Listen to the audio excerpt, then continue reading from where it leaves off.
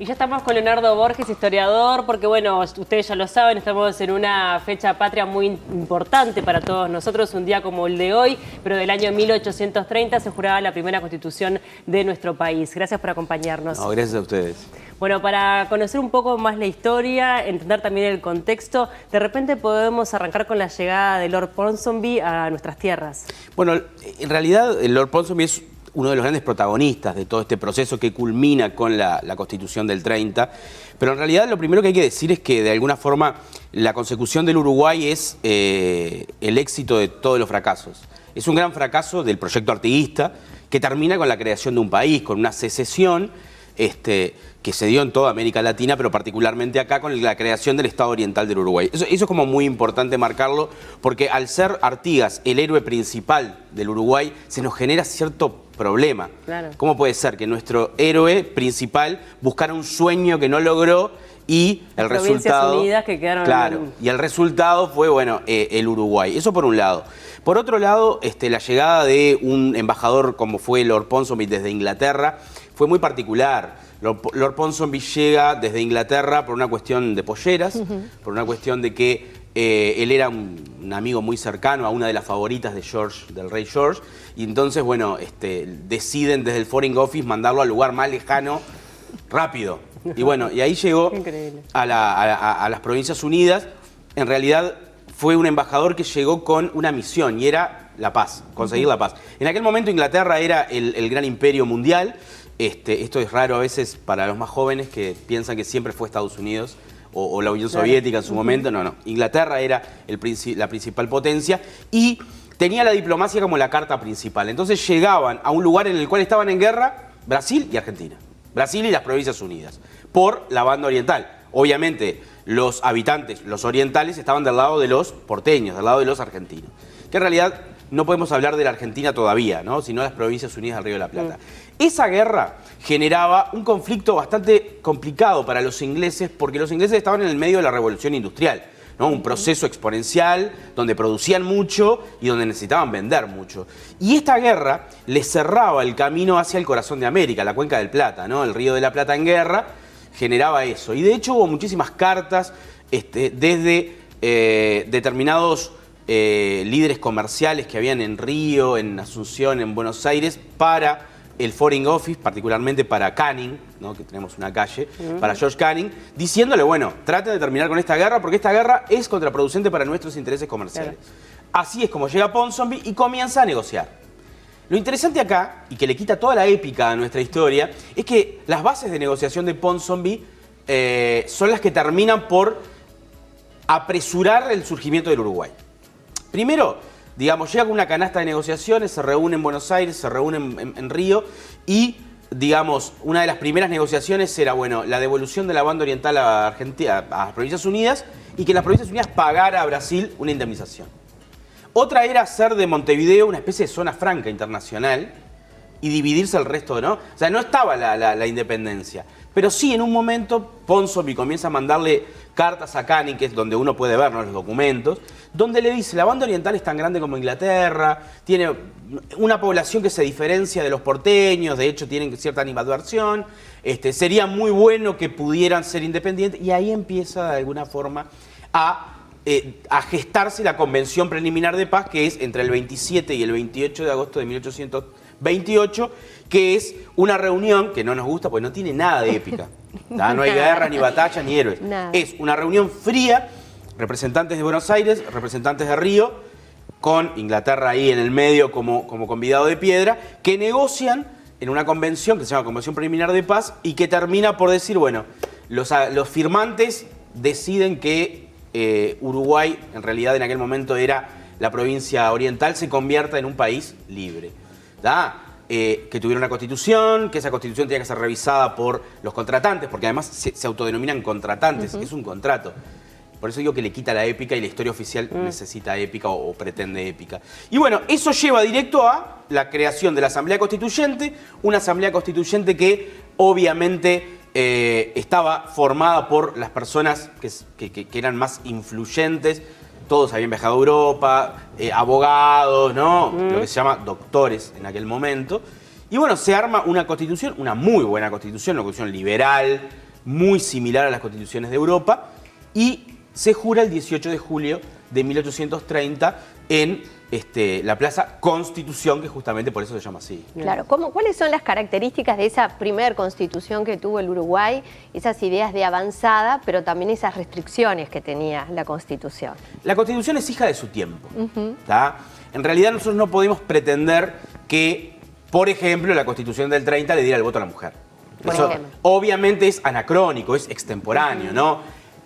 Lo que sí es cierto es que, y esto lo dice Pibel Devoto, que es muy romántico, era un historiador muy romántico, decía que la Constitución le quitaba el voto a aquellos quienes a través de la espada habían logrado imponer de alguna manera la Constitución, porque tampoco podían votar los soldados de línea, no podían votar los analfabetos, los deudores del Estado, los peones jornaleros. Los asalariados, todos. Los asalariados, exacto, ¿no? Entonces, en realidad lo que configura la Constitución del 30 no es una república democrática, que es lo que tenemos nosotros hoy, sino una república aristocrática, donde solamente un 5% aproximadamente de la población era la que votaba y era la que formaba parte del gobierno. Porque además la Constitución del 30 planteaba de que para ser diputado necesitabas una renta de 4.000 pesos y para ser senador de 10.000 pesos. Sin embargo, fue una Constitución que duró muchísimo en el tiempo. Fue vigente hasta el 19. Hasta el 19, claro. Porque la Constitución del 30 tenía, digamos, grandes problemas que se vieron después. Por ejemplo, no aceptaba la representación proporcional. Claro, en el 30 no había partidos políticos. Pero después de la Guerra Grande van a existir los partidos políticos y no va a haber representación proporcional ni coparticipación de partidos. Por lo tanto, eso va a generar de que el Partido Colorado comience a utilizar la Constitución del 30 como un aparato de gobierno. O sea, en realidad no la cambian porque les conviene.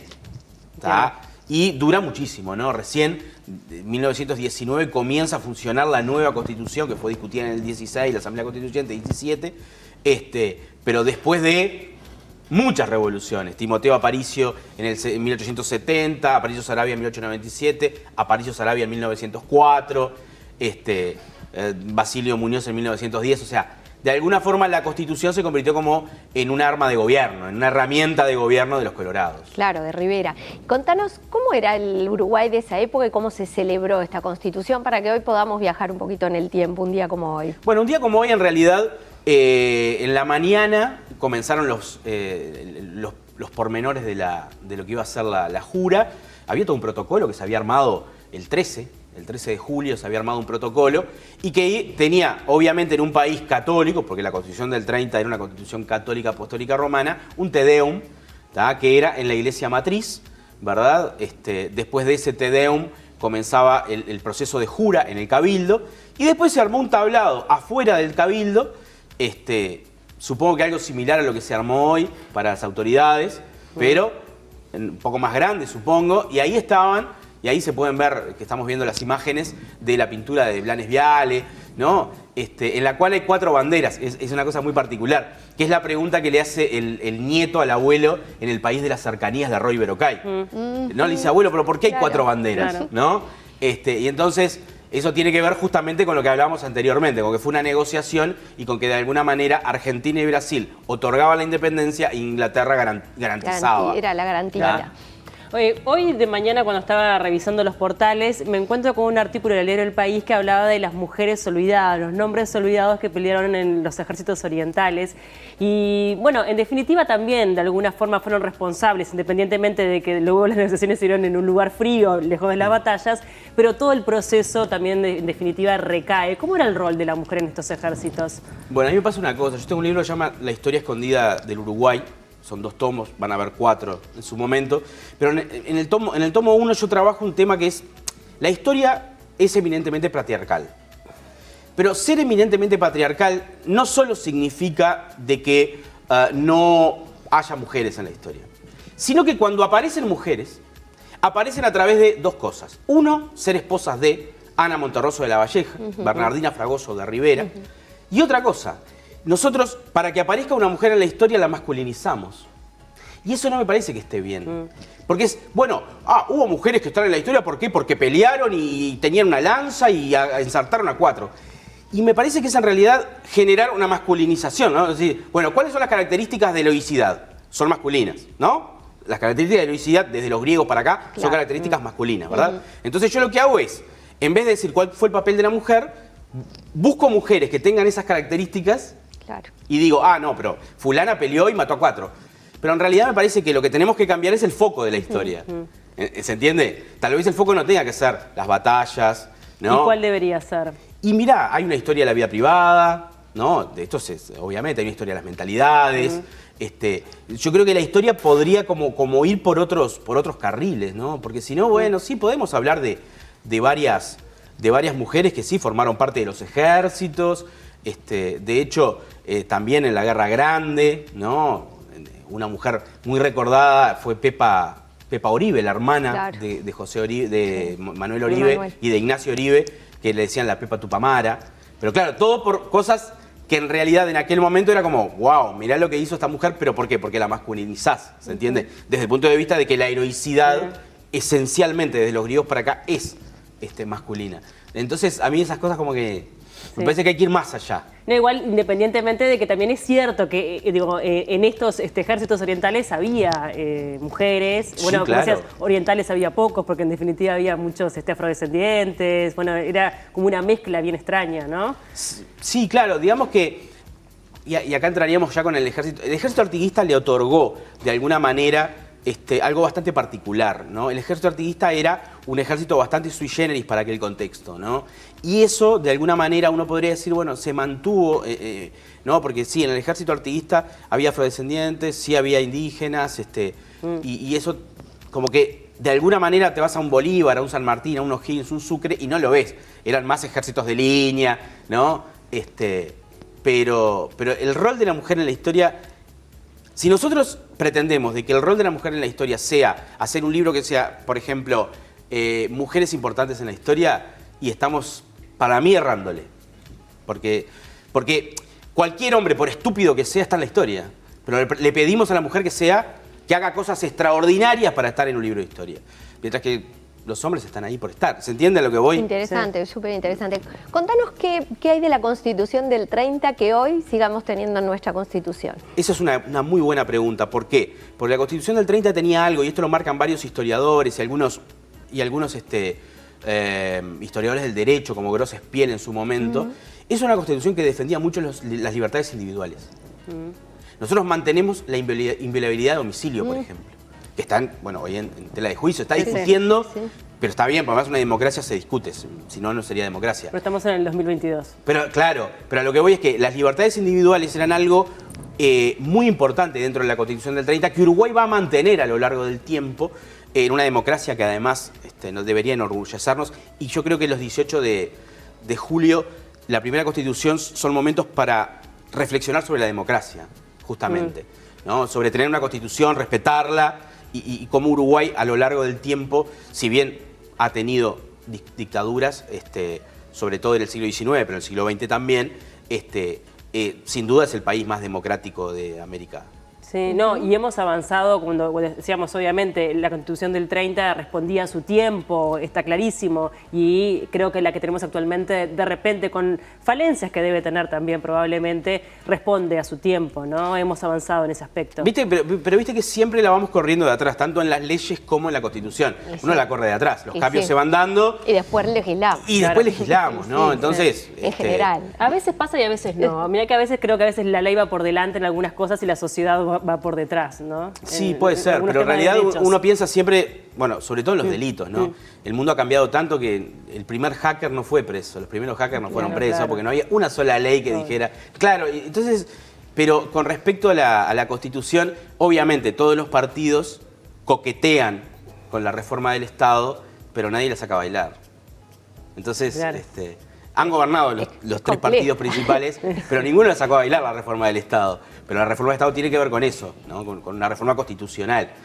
Por ejemplo, Uruguay tenía 9 departamentos cuando empezó. Sí, pues de ahí las 9 franjas que hay de ahí que las 9 franjas, claro. De 9 departamentos, pero la primera bandera, en realidad la anterior, tenía 19 franjas. Claro. Era muy barroca, entonces la cambiaron por 9. Teníamos 9 departamentos. Hoy tenemos 19 departamentos, ¿no? Entonces, si uno mira de alguna forma la división administrativa del Uruguay, por ejemplo, Montevideo tiene 1,5 millones de habitantes y tiene 31 ediles. Flores tiene 20.000 habitantes y tiene 31 ediles. ¿No? Entonces son cosas que tal vez se deban volver a discutir y a veces los uruguayos le tenemos miedo al cambio. Entonces... Esa división de poderes que había en su momento, que ya se establece esa división de poderes, que también es un elemento democrático brutal, ¿cómo se puso, cómo se desarrolló en efecto en una época en la que era muy difícil tener gente con la que cubrir un poder judicial, por ejemplo, ¿no? Que también eso es de las cosas que se arrastran hasta hoy, esta división.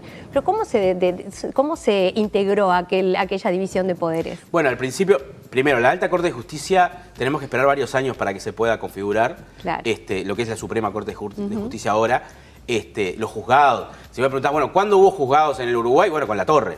Recién con la Torre empezaron a abrirse juzgados en el interior para que fuera más expeditiva la justicia. O sea, hay que esperar mucho tiempo, porque en realidad la Constitución también es un deber ser. Bueno, esto tiene que ser así y a lo largo del tiempo se van dando esos cambios. Pero al principio, por ejemplo, bueno, Uruguay elige la separación de poderes de Montequié, ¿no? Poder ejecutivo, legislativo y judicial.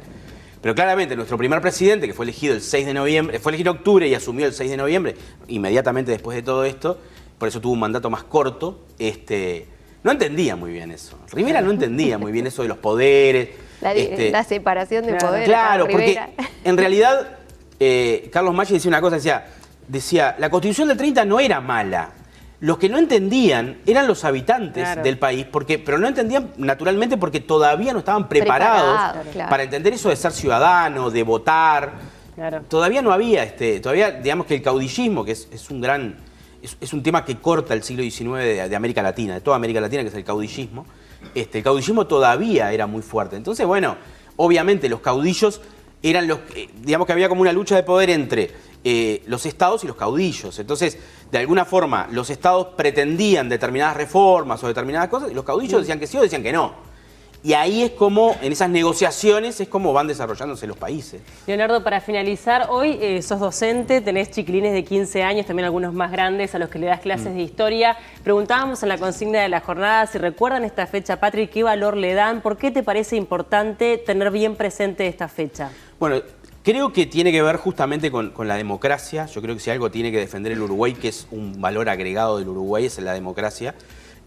Pero no solo la democracia como una palabra, sino que yo creo que cada uno de esos gurises de los que estamos hablando, creo que se crían en un ambiente democrático y de alguna manera van a ser ciudadanos democráticos. Yo a veces no me gusta pegarle a los gurises, porque si los gurises no saben qué fecha patria es culpa nuestra, no es culpa de ellos. Por eso no me gustan los programas de televisión que van a los liceos a preguntar qué fecha patria es y se ríen, eso no me gusta. Sí me gustó una vez, que no me acuerdo quién lo hizo, que fue el Parlamento, y que quedaron en offside bastantes legisladores.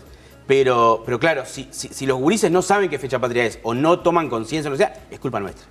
Claro. Entonces lo que tenemos que cambiar somos nosotros, no los gurises. No es que los gurises no lo saben porque no estudian. No lo saben porque nosotros no tenemos la capacidad de poder influir en ellos para que sea por lo menos significativo. No, y me imagino como docente el desafío de que entiendan de que eso que es historia, en definitiva, los afecta al día de hoy. O sea, su realidad tiene que ver con eso, ¿no? Absolutamente. O sea, claro, ese es el papel de alguna manera de la historia, ¿no? La historia, no importa tanto, yo qué sé, quién fue faraón en tal imperio. En realidad, el punto es que la historia es la comprensión del presente a través del pasado. ¿No? Entonces, el pasado es una herramienta para comprender el presente y eso es muy importante. Eso es muy importante. Totalmente. Bueno, muchísimas gracias por estos minutos, por charlar. Me parecía súper interesante poder tenerte en una fecha como la de hoy. Gracias por el tiempo. Muchas gracias.